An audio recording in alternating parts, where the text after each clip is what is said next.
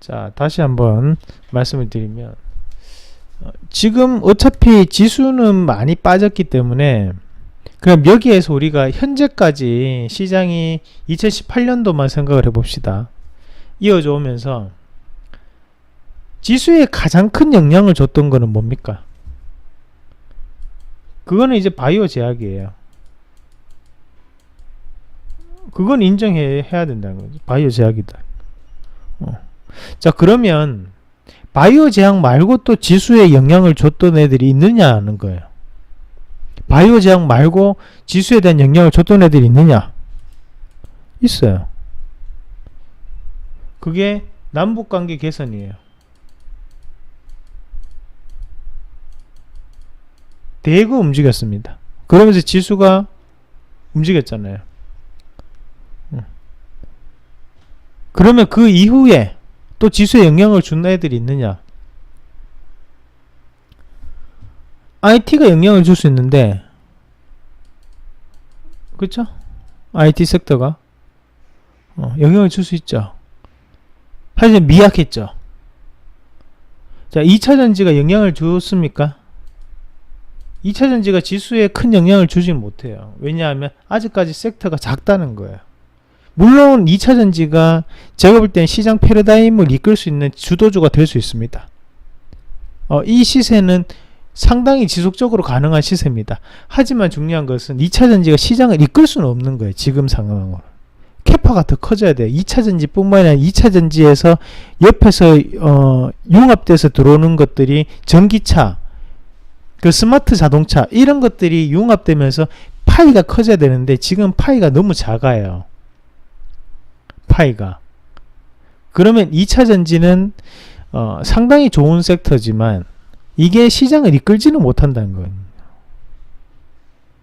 그러니까 지금 당장의 시장을 이끌고 있는 것들은 바이오 제약이잖아요. 그러니까 이 바이오 제약이 종목군들이 계속적으로 뻗어나갈 수 있느냐? 그게 확률이 높으냐? 아니면 종전선언이 확률이 높으냐? 그 말이거든요.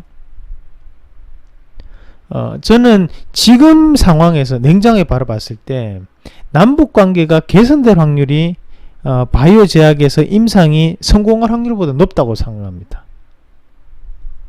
그 시기적으로도 임상 2상이 3년에서 4년이 걸려요. 임상 3상이 1년에서 2년이 걸리고 임상 1상은 5년 이상이 걸립니다.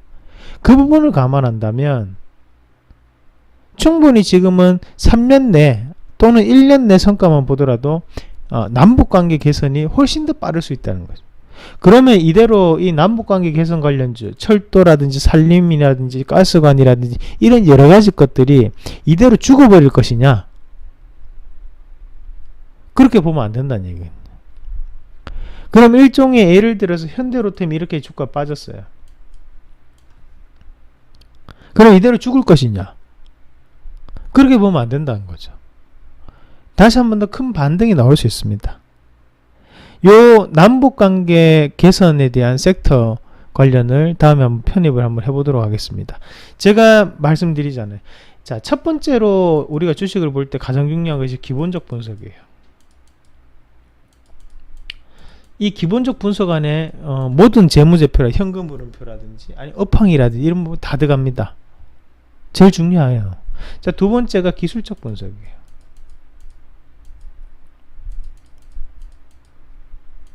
자, 세 번째가 투자 심리거든요.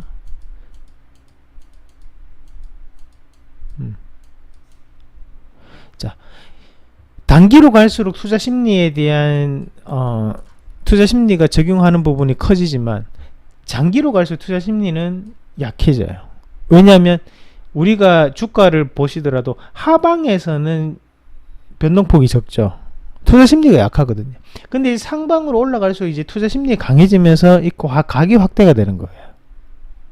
다음에 또 급락이 나올 때도 이렇게 나오고 이렇게 되거든요. 근데 지금의 이런 남북관계 개선 관련주들 자세히 보시면 바닥에서는 거의 투자 심리가 상당히 약화된 상황이에요. 투자 심리가 상당히 올라왔었고 급락이 나오면서 다시 한 번 더 투자 심리가 세게 들어왔다가 지금 다시 한 번 투자 심리가 꺾이는 상황이에요. 바닥에서의 이런 양봉 자체는 의미하는 바가 있다는 거죠. 시세를 바꾸기 위한 전환점이 되기 위한 그런 움직임이다라고 저는 판단합니다. 그렇게 본다면 지금은 이런 남북관계 개선 관련주들이 조만간 큰 변화가 또 있을 수 있다. 저는 이 바이오 제약이 빠진 만큼의 그런 지수상에서 빠진 만큼을 이런 남북관계 개선 관련주들이 채울 확률이 다분히 높다라고 저는 판단합니다. 불현듯 갑자기 그런 생각이 들었어요. 지금 시장을 우리가 한 발짝 멀리서 떨어져서 봤을 때, 잠시만요. 한 발짝 멀리서 떨어져서 봤을 때 과연 지금 코스닥의 주도 섹터는 뭔가 한번 살펴보세요. 없습니다. 그럼 최근에 잘 나갔던 종목은 뭔가? 2차전지 잘 나가잖아요. 일진 머티리얼즈, 그쵸? 포스코 캠텍, 우리가 다 한 번씩 언급하면서 봤던 종목군들이. 근데 지금은 그 섹터군들이 시장을 이끌지는 못한다는 얘기. 그러면 지금 시장 이끌 수 있는 종목군들은 뭐냐? 냉정하게 그걸 판단해야 되는. 결국엔 남북 경협이에요. 새로운 먹거리라는 거죠. 2차 전지가 시장 패러다임의 변화라면 남북 경협은 우리나라 근 30년 만에 30년 동안에 모든 산업을 바꿀 수 있는 그 정도의 혁신적인 변화가 될 수 있는 부분입니다.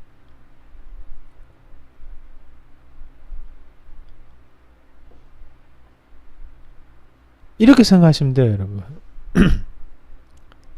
지금 우리가 베트남이 저렇게 개발되는 데까지 20년이 채 안 걸리잖아요.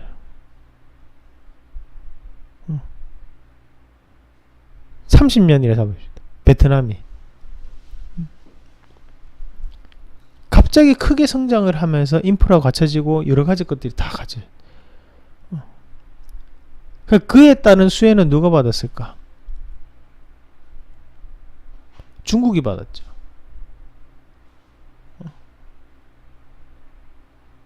중국이 받았죠. 사회주의 체제잖아요. 마찬가지입니다. 그러면 북한이 여기서 괄목할 만한 성과를 이루면서 크게 성장을 할 수 있을 때 그에 따른 수혜는 누가 받을 수 있을까? 한국이 될 수도 있고 중국이 될 수도 있고 미국이 될 수도 있어요. 근데 왜 미국이 지금 현재 종전선언에서 중국을 안 끼워주려고 하느냐? 이걸 알고 있거든요. 본인들이 주도를 해줘야지만 북한이 개발될 때 본인들도 같이 숟가락을 얹을 수 있다는 것을 알고 있다는 얘기예요. 그러니까 중국은 왜 끝까지 고집을 피우면서 자기들도 하려고 하느냐? 일단 서류상 자기네들도 포함되어 있고, 근데 문제는 그 주도권을 가져가고 싶다는 거예요. 근데 중요한 것은 그럼 한국은요? 한국은 우리 민족이기 때문에 먼저 우선권이 있다는 거죠.